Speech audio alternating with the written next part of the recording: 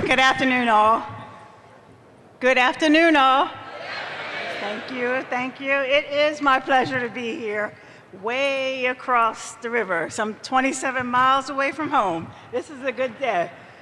And it's great to be here in Lancaster, among those with the common message, the common theme, the common issues, with the hopefulness of solutions, of improvements to our communities and what we can do. As you already heard and probably know, not unlike other cities of our size, such as Lancaster, Reading, Harrisburg, and even Allentown, just to name a few, York has serious social and fiscal challenges. Our high school dropout rate at times exceeds 50%. Our poverty rate is stuck at 20%. And our median household income is slightly over $26,000. Of our taxable real estate, 37% of that is tax exempt. All of these challenges make it difficult to build and sustain strong social networks and educational and physical environments for our citizens, where our neighborhoods and people can thrive. Yes, the city of York should be and could be a poster child for many of the problems discussed earlier today and that you know of. I can certainly identify with it. I hear it every day. I'm in the trenches with it, and those challenges are real. And there's probably some that we haven't even touched on yet. So I don't know about you, but I'm very anxious to get started and get in there, sleeves rolled up, to really hear and learn about what we can do regarding these challenges. Fortunately, Myron has researched more of our problems than we have, and has studied and has been actively involved in developing some of the best models from around the country.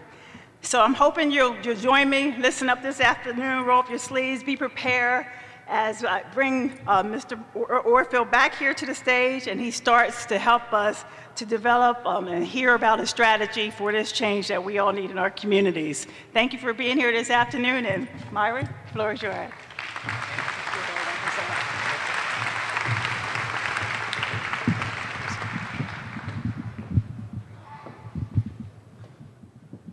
Well, thank you very much.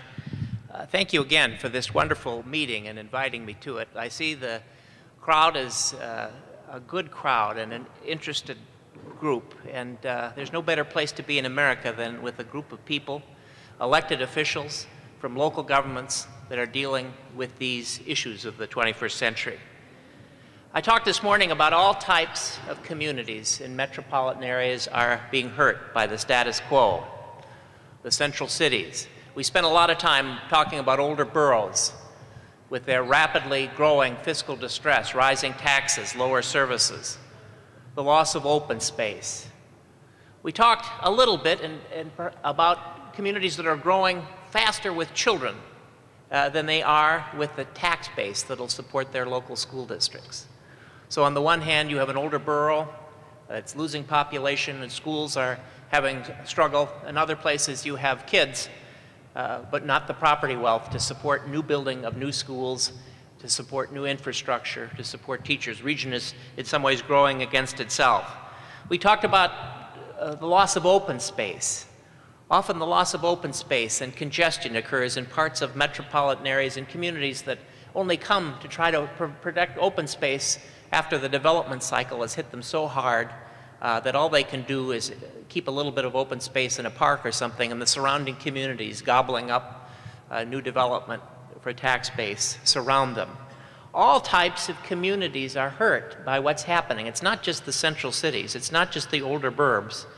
It's when Pennsylvania is growing against itself. All types of communities are hurt by these things.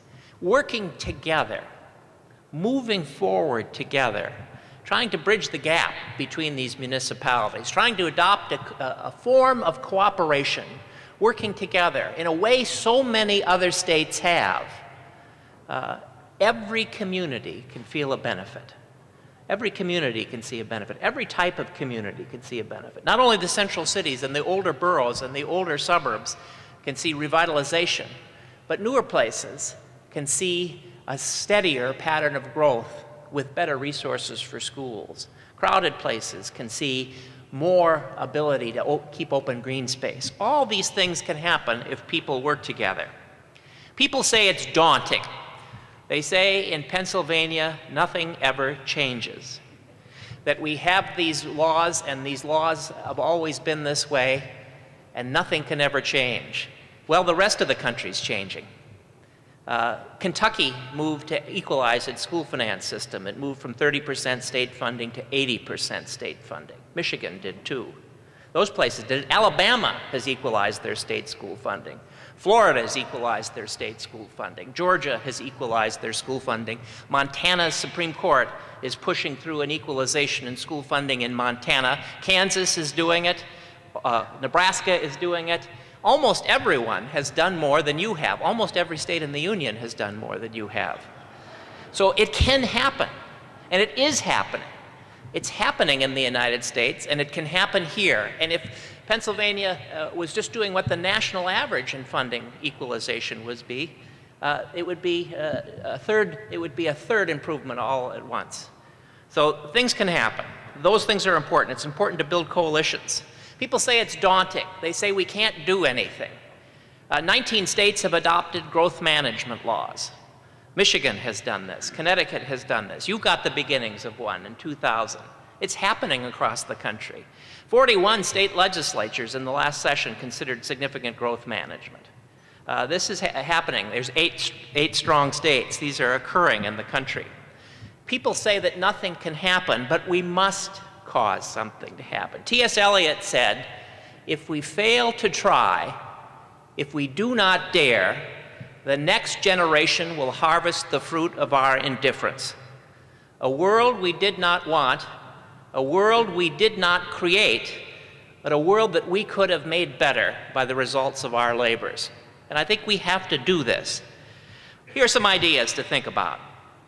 Let's think about revitalizing the old cities in Pennsylvania. Let's think about strengthening and stabilizing older communities and boroughs. Make them stable. They are diverse. They are strong. They are rich. Let's keep them stable and reinvest in them.